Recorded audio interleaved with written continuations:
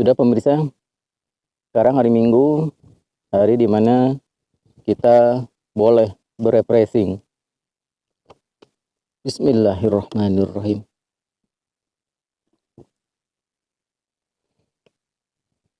Alhamdulillahilladzi atamana wa saqona wa kafana wa awana.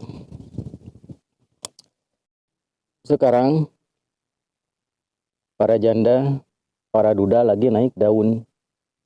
Makanya buat Anda-Anda yang merasa hidupnya terpuruk menurut Anda, terutama buat para janda yang punya anak 5, 3 ya, karena hampir setiap minggu ya ada saja ke saya janda ya mau apa, mau curhat, minta solusi. Nah, buat para janda, buat para duda, di tahun ini duda dan janda lagi naik daun. Nah, makanya Anda semoga aja janda, duda di tahun ini membawa berkah. Coba saja Presiden Republik Indonesia duda, Gubernur Jawa Barat Pak Deddy Mulyadi duda, Gubernur Jawa Tengah Pak Jenderal Lutfi duda, Gubernur Jawa Timur Ibu Hovifah juga janda. Tapi janda dan duda mereka mungkin alasannya bukan faktor ekonomi ya, berbeda dengan di wilayah-wilayah kami. Di daerah-daerah kami banyak janda, duda karena faktor ekonomi. Nah, solusinya gimana? Terutama ini buat para janda.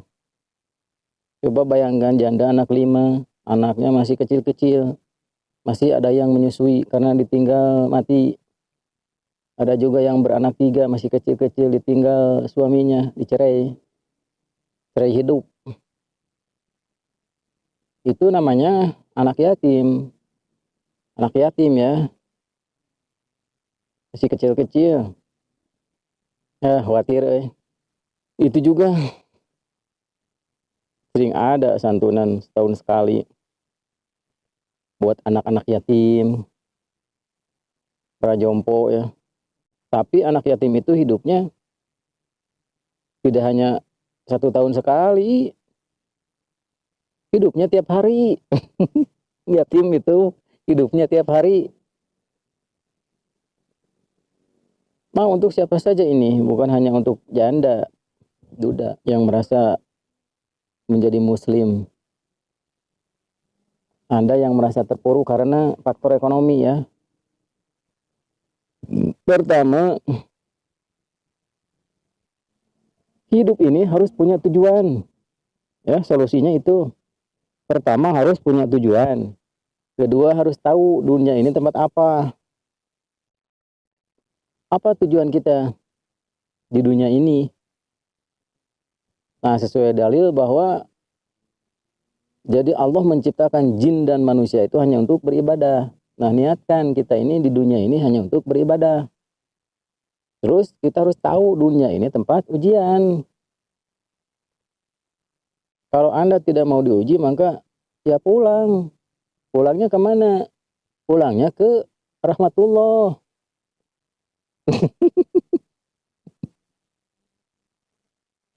Harus punya tujuan. Nanti di saat kita mendapat ujian, cobaan, musibah apapun, kalau sudah tahu bahwa dunia ini tempat ujian, ya biasa-biasa saja.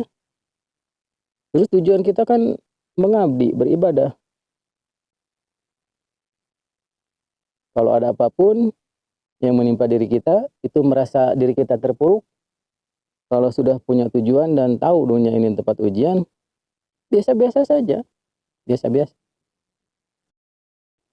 Terus apa solusinya? Nah, ini untuk para Anda-Anda yang masih mempertahankan rumah tangga ya. Buat Anda yang berencana mau pisah, coba jangan dulu ya. Jangan dulu.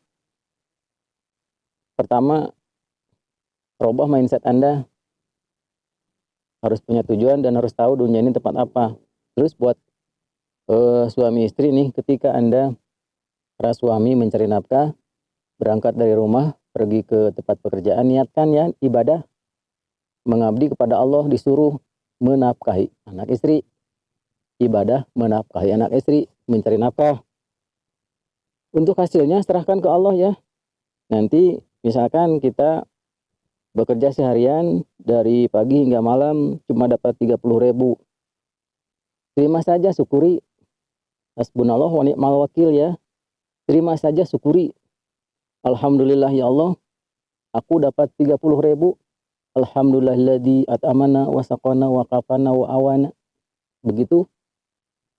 Nanti akan ditambah-tambah, akan ajaib. Kalau kita memikirkan duit yang 30 buat beras, buat beli sabun, buat beli susu anak, wah liur atuh liur sih ya mikiran eta teh lain pikiran urang eta mah urusan Gusti Allah. Rizki itu urusan Allah, kita jangan ikut campur. Ya itu akibat kita ini ikut campur sia pemikiran rizki, mikiran dunia. Gara sok mindsetnya ganti, ubah formasi, niatkan beribadah, menafkahi anak istri. Ajaib, duit yang 20.000, duit yang 30.000 untuk beli makanan pokok dan lain-lain cukup. Ajaib, asal kita bersyukur. Alhamdulillahirabbil alamin. Terima kasih ya Allah. Begitu ya. Terus buat para istri yang di rumah nih, kalau suami Anda pergi bekerja, doakan. Karena doa istri itu mustajab, tembus ke suami. Kalau istri berdoa di rumah ketika suami bekerja, maka ke suaminya tembus. Suaminya merasa nyaman, tenang. Coba saja berdoa, istri berdoa di rumah. Malam bangun, tahajud, mendoakan suami. Kalau istrinya rungsing di rumah, wah, mikiran ini, mikiran itu. Kebanyakan di pihak istri itu memikirkan apa yang bukan ahlinya. Anda itu bukan ahli memikirkan rezeki. Serahkan ke Allah. Liur sia mau kuat ya sirah ya taun. Belah sia geura sok. Aban mikiran beas, mikiran hayang imah. Sirah belah. Ketika orang bingung, pusing 7 keliling, kepala mau pecah, harus gimana? Minta tolong ke Allah dengan cara sabar dan sholat. Nah, eta. Sabar dan sholat itu berat, bos. Berat. Kecuali untuk orang-orang yang khusyuk. Nah, khusyuk itu apa? Khusyuk itu, jadi apa yang kita ucapkan di sholat, apa yang kita bacakan di sholat, diimplementasikan di dalam kehidupan sehari-hari. Dipraktekkan dalam kehidupan sehari-hari. Oh nyata tuh ayeuna mah da jadi kur ucapan teh ucapan ya hungkulnya kita paham. Jadi kan dina unsur-unsur agama teh hiji Islam, 2 iman, 3 ihsan. Eta teh segitiga euy. Islam, iman, ihsan teh. Jadi ketika kita geus paham, sudah paham rukun Islam, lanjutkan ke pemahaman rukun iman. Nah, nanti di sini ada hadir ihsan. Ihsan itu kalau kita hablum minallah hablum minannas dalam beraktivitas, bermuamalah, hanya ada Allah saja yang melihat. Nah, adab itu di situ. Adab etika itu juga sama. Adab etika moral di ihsan, hasil dari rukun Islam, rukun iman. Kaitannya supaya kaharti ya mah. Kita ngomong no jauh-jauh lah. Kita ngomong syariat, tarekat, hakikat marifat, mau kaharti ya. Geus we Islam, iman, ihsan. Tah rukun Islam, rukun iman geus paham, pasti maneh bakal lamun ibadah teh ukur aya Allah we ninggal terus dina kehidupan sapopoe bermuamalah hanya ada Allah. Allah teh selalu melihat, memantau. Jadi kita ini setiap aktivitas terutama bicara kalau merasa Allah melihat bakal hati-hati sih ya. Anu geus paham rukun Islam, rukun iman mah ketika berbicara akan hati-hati. Kan dina hadisna ge saja mah anu iman ka Allah jeung kana poe kiamat, mangka lamun nyarita kudu alus atawa cicing. Lain cicing kieu, cicing ulah ngomong. Jadi barang siapa yang beriman kepada Allah dan hari kiamat, maka hendaklah ia berbicara yang baik atau diam. Nah gitunya. Nah kembali ke sabar jeung salat. Ari sabar mah kabeh bisa euy. Sabar. Tapi dalam hal salat, nah ini yang menjadi masalah. Salat itu kita rata-rata masih dalam tahapan syariat saja. Syariat itu yang terlihat, yang terdengar. Masih dalam tahap bacaan salat teh. Belum ke hati. Karena belum dipelajari. Ya, kan saya mah sering ngobrol jeung barudak, jeung kaum-kaum Genji, jeung generasi muda. Suka ngobrol tentang sholat, ternyata sholatnya masih dalam tahap bacaan, belum memahami maksudnya. Kalau maksudnya itu sudah masuk ke bab akidah, bab kolbu. Dan yang namanya sholat itu rata-rata yang bisa sholat itu hanya masih sebatas ucapan saja. Karena begini, dulu anak-anak dulu belajar mengaji itu dari umur 7 tahun hingga 13 tahun. Setelah 13 tahun atau keluar SD, ya ngajinya juga keluar. Ngajinya juga berhenti karena mungkin malu ya, tidak ada teman-teman yang gede atau gimana ya. Karena itu sudah hampir umum ya. Itu di mana-mana anak-anak yang sudah keluar sekolah SD, maka ngajinya keluar. Sedangkan anak-anak tersebut ilmunya cuma hafalan saja, hafalan wudu, hafalan bacaan sholat, dan cara membaca Al-Quran. Cuman itu.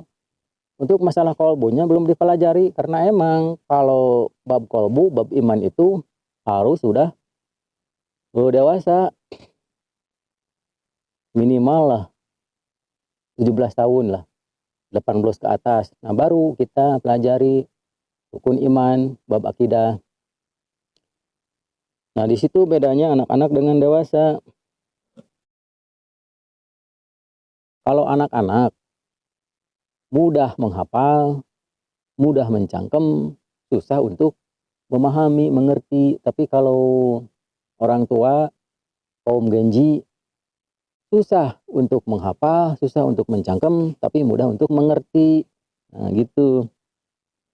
Nah setelah kita paham bacaan sholat, lanjutkan ke pelajaran akidahnya, pelajaran hati. Nah ketika kita sudah lancar ya bacaan sholat, maka lanjutkan ke kajian akidahnya. Apa yang dibacakan harus dipahami. Buat anda-anda yang sholatnya, bacaannya masih kacau ya, apalagi tidak pakai bacaan, masih banyak ya orang-orang yang mengerjakan sholat tapi bacaannya sekeliling gitu ya, kadang-kadang. Nah pertama begini, buat anda yang belum lancar bacaan sholat,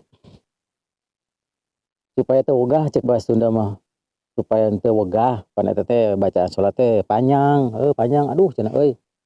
Boro-boro ngapakeun sampai salat aing mah pikiran beas oge lieur, tah kitu bos. Pikiran beas oge lieur. Jadi mikirin beras juga, wah. Jangankan menghafal bacaan salat, kita memikirkan isi perut juga untuk sehari-hari. Ya, itulah keluhan mereka. Nah caranya begini, kita hafalkan saja rukun bacaannya saja, ya rukun bacaan. Rukun bacaan sholat itu cuma ada 5. Pertama, takbiratul ihram, Allahu Akbar, pendek, pasti bisa bos, Allahu Akbar mah tuh. Kedua, membaca surat Al-Fatihah dari Bismillah hingga Waladhdallin. Yang ketiga, membaca tasyahud akhir, anu disebut at-tahiyat eta teh tasyahud akhir eta teh. Terus yang keempat, membaca sholawat di dalam tasyahud akhir. Yang kelima, salam ke kanan. Yang paling pendek adalah Allahu Akbar, sholawat, salam ke kanan. Itu paling pendek. Yang terpanjang adalah surat Al-Fatihah dan tasyahud.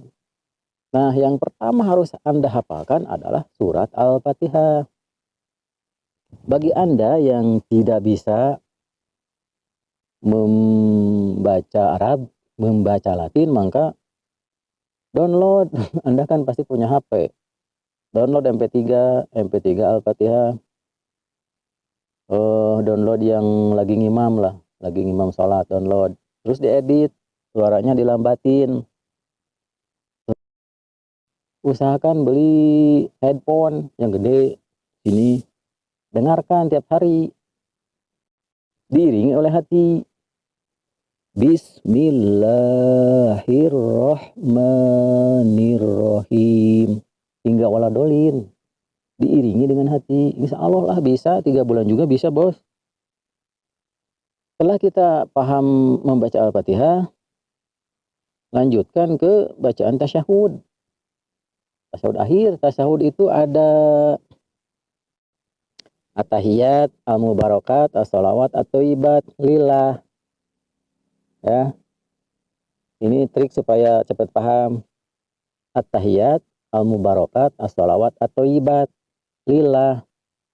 At-tahiyatul mubarakatus sholawatut thayyibatu lillah. Nah, begitu cara menghafalnya. Terus salam hormat ke Nabi. Assalamu alayka ayyuhan nabiyyu wa rahmatullahi wa barakatuh. Terus berdoa assalamu alayna dan mendoakan orang lain. Wa ala ibadillahi sholihin. Terus syahadat. Wah, kalau syahadat mah sudah pada bisa. Apalagi buat Anda-Anda yang sering nikah ya. Wah, syahadat mah di luar kepala atuh. Anu menang kawin. Anu menang kawin mah syahadat mah wah. Di luar sirah lah. Yang 2 saja, Al-Fatihah dan tasyahud akhir. Gecek garesok. Bisa lah 5 bulan oke bos. Urang teh keur bingung. Keur susah. Gerasok ngapalkeun jampe salat atau menarkan salat. Sajama anu menarkan salat, mangka Allah bakal menarkan hirup maneh.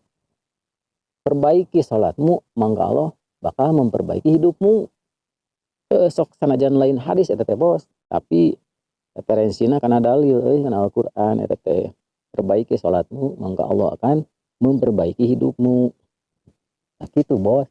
Lain wirid bos. Solusi teh lain wirid, aduh. Keur malieur dibere wirid sia. Lieur sia sirah maneh, panas. Salat bos, salat. Anu ditanya di ditu salat. Kan kita ini didoakan oleh Nabi ketika kita salam hormat ke Nabi. Assalamu alayka ayyuhan nabiyyu wa rahmatullahi wa barakatuh. Rasul sallallahu alaihi wasallam pasti menjawab bos. Menjawab salam kita karena ada hadisnya. Rasul diizinkan untuk membalas salam orang tersebut. Buat Anda-Anda yang belum paham bacaan sholat, hafalkan dulu Al-Fatihah. Setelah paham Fatihah, lanjut ke tasyahud ya. Membaca Fatihah itu, menghafal Al-Fatihah itu, hitung-hitung terapi bos. Terapi lah, badan kita sehat, terapi Al-Fatihah. Semoga bermanfaat. Wassalamualaikum warahmatullahi wabarakatuh.